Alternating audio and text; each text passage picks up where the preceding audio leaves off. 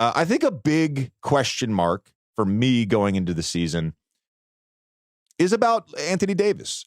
Darvin Ham said he wants him taking, he's got a quota. He wants him taking 6 threes a game, right? Outside of the bubble, hasn't been an efficient jump shooter over the last few seasons, but wants him taking jump shots.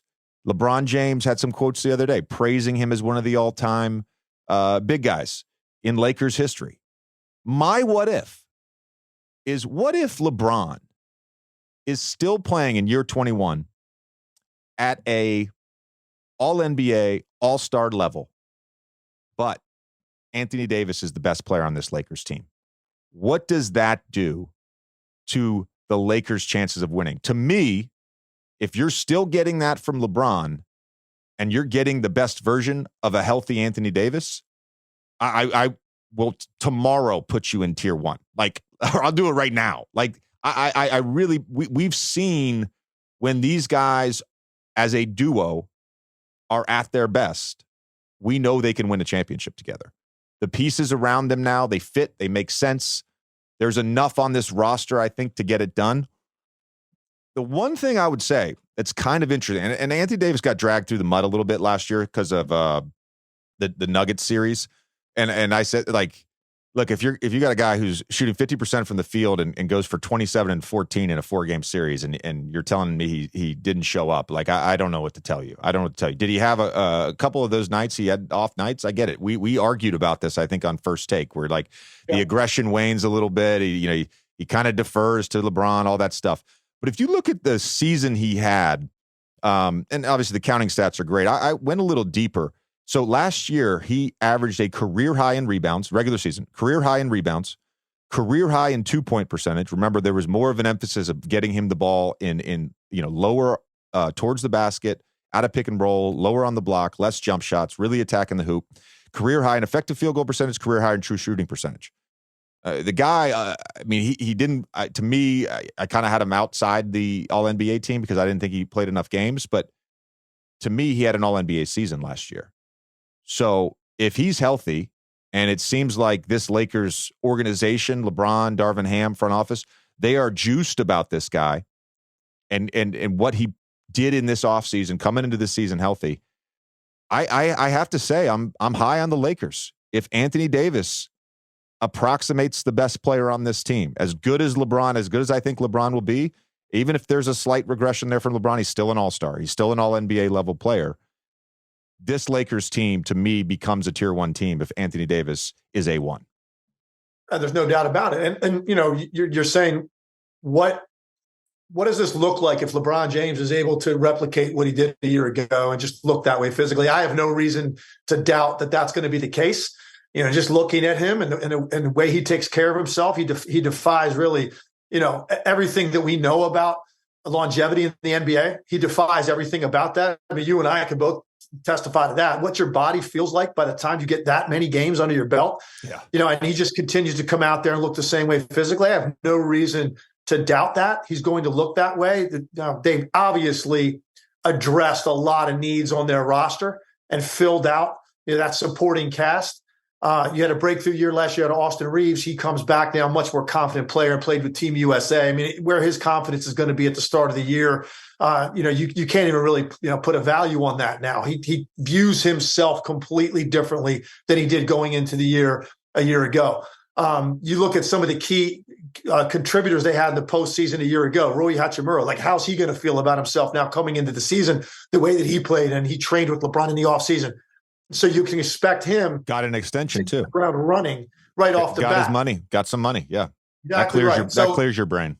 No question. You go get Gabe Vincent, right? You bring in Christian Wood, who's a guy that he's going to have some issues defensively, but Christian Wood can score and he can rebound. So you have addressed issues up and down your roster. So let's get to the core of what you said, which is Anthony Davis. And when you and I were talking about a year ago in the postseason, I always use this correlation, like whatever your pregame routine is at home, whatever that is, your pregame meal, your nap, like whatever it is you do, you get a massage, whatever it is that you do. When you finally get up, heading out of the house and you're headed down to the arena, or you're leaving the hotel if you're on the road to go down to get that ride over to the arena, are you in the mentality to go there and be the best player on the floor? Like every night, I'm going there tonight to do damage. I'm going to dominate. Or some nights, are you just saying, well, I got a game tonight? And that's where, we kind of fall with Anthony Davis some nights. And we don't understand with that physical package why some nights it doesn't look like he's there to do damage. When he is, come on, this is one of the elite players in this league on both ends of the floor when he looks that way. So I agree with you. Based on their run they had at the end of the year, based on their roster additions, based on the way Anthony Davis looked, if Anthony Davis is the best player on this team, you know what it looks like, JJ? It looks like 2020 all over again. That's what it looks like. So if you think about that bubble playoff performance from Anthony Davis, LeBron James was more than willing to allow him to be the best player. He wanted him to be the best player. It led to a Finals MVP. That's what Anthony Davis did for that team when he was in that mindset. And now that you've added some pieces to maybe take some of the pressure off of both of those guys on a given night, because you've got more punch, you've got more firepower that you added. So it doesn't have to be the scrutiny every single night on LeBron and AD the way that it was a year ago. That's even going to help him, I think, manage the regular season, keep him fresh for the postseason, and not have as much pressure possession by possession where we are so focused on what he looks like because they've got some supplemental parts that are going to help them. So I agree. They're an if case, but no doubt that this is a team that's good enough to potentially win the Western Conference on paper. But we're going to have to see a little bit more as we get into the year and how these role players are accepting their roles. Are they fitting in? Are they comfortable with what they're doing now, leaving teams and now joining the Lakers? How does LeBron look? How does AD look? There's some things we've got to see. But when you just look at what it says on paper about the Lakers and their roster, yeah, this is a team that quickly can have us including them in that conversation as we get, a month, 6 weeks into the season. Yeah. There's a very good chance, JJ, they will leave no doubt in anybody's mind that they're going to be in this thing for the long run, and they're a team that's a legitimate threat to get to the finals.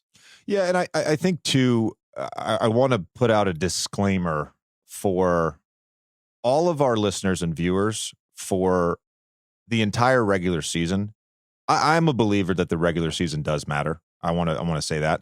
But I also want to say, when I talk about contenders, and I think, Legs, you fall in this camp too, we're not as focused on regular season record, if that makes sense. Like, I think we both felt that going into the playoffs last year, I know I said this, there were 6, maybe I could talk myself into 7 teams that could potentially win the Western Conference.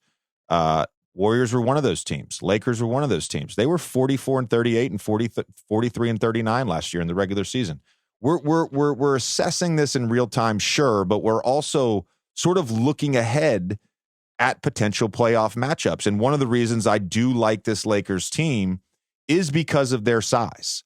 And I think to get through the Denver Nuggets, you have to have positional size. And, whether that's Anthony Davis, whether that's Roy Hachimura, LeBron, Taurean Prince, who they got for cheap towards the end of the summer.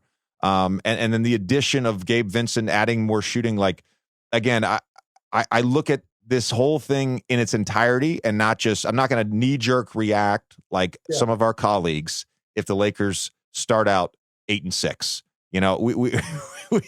We need to look at this thing as a whole.